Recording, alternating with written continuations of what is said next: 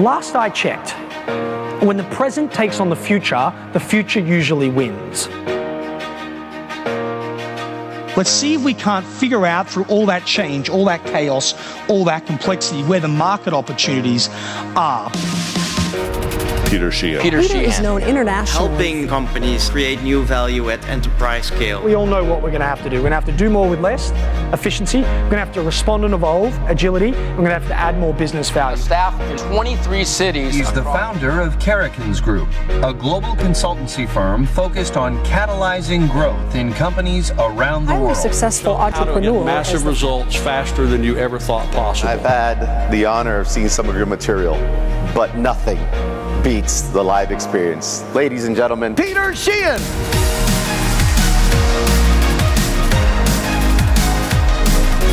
Man, do you remember the good old days? You've not seen this behavior ever, right?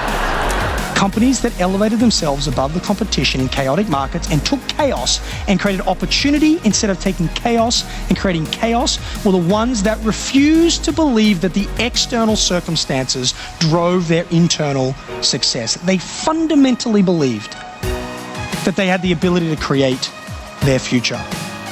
I want you to imagine you own the technology, you own the brand, you dominate distribution, and then you own the content that goes on the devices. And now I want you to imagine you missed the biggest market opportunity in 50 years. Clearly, I was long in Sony stock and I haven't quite recovered from that experience. Yeah? The problem was not that we didn't see the future. The problem was that nobody at Sony talked to each other anymore. He said the more the market changes and disrupted, the more the opportunity is in the cracks. The money gets made here during times of change, and the job of the leader is not to sit above it, but to be the glue that brings all of our capability together. Because your consumer does not care how you're structured in an omni-channel world.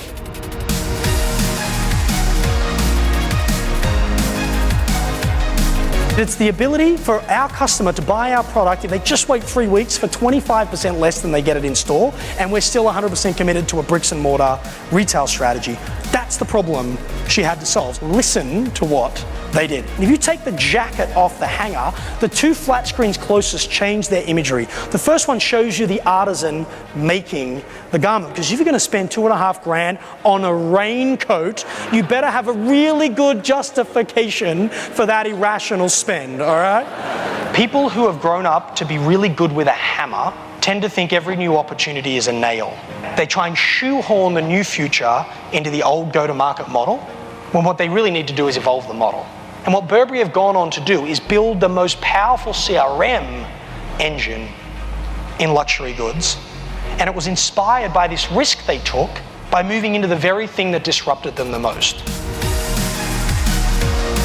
You're in an accident. It's not that bad, but you're bleeding. You've called the paramedics, the ambulance, you've called the police, you're waiting for them to arrive. But what you don't know is that your accelerometer automatically notified the progressive claims assessor in his little white truck, and he beats the paramedic to the accident site. It's like, dude, I can't help you with your head, but here's a check to replace your vehicle.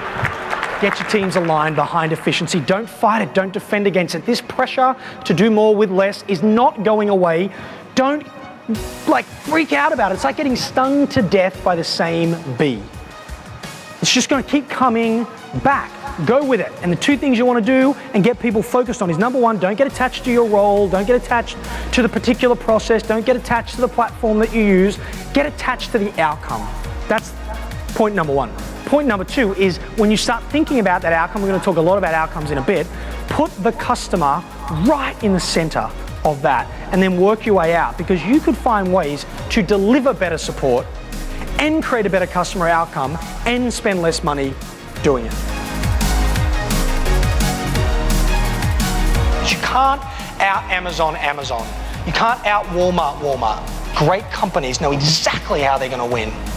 And then they put every single dollar they have and every single time unit they have to invest in amplifying that value proposition. And they're saying, you know what, we're not going to play over there. That's not our space. This is our space. But we know in order to win, we have to be this good. And then you begin this upward spiral of innovation and margin creation, by the way, as well.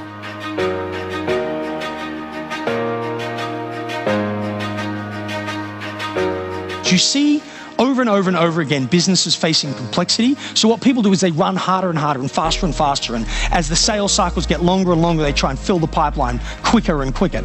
No, what Adobe did was, let's not just work hard, let's do the hard work. And the ultimate problem a marketer has, which is the vast majority of their clients, is not how do I make pretty images.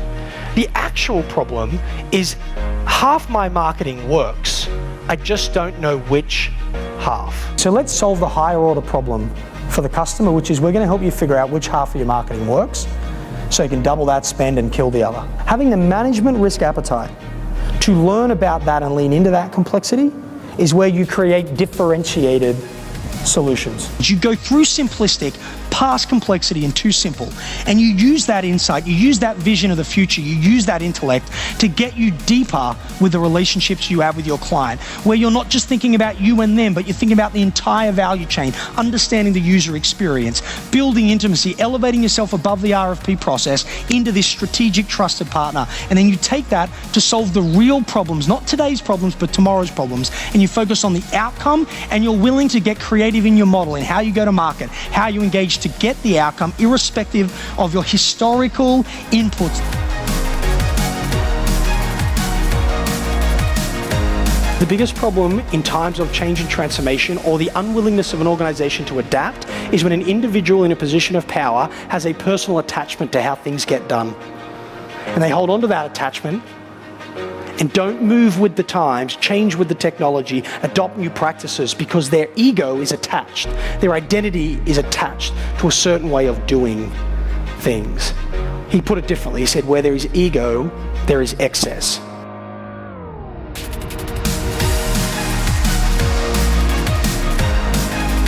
Organizational transformation is not about big decisions, it's about the accumulation of aligned, smaller decisions that stack up to the bigger vision. The organizational decision is merely the promise of value, and that actually the realization of value sits in the individual decisions that tens of thousands of people make every single day. At some point, we've got to stop talking about what has to change and start focusing almost exclusively on how we're going to get people to go on the journey.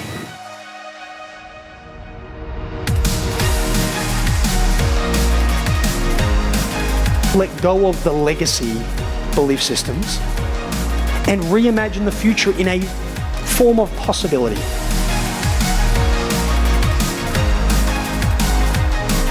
Don't change because it's going to hurt if you don't.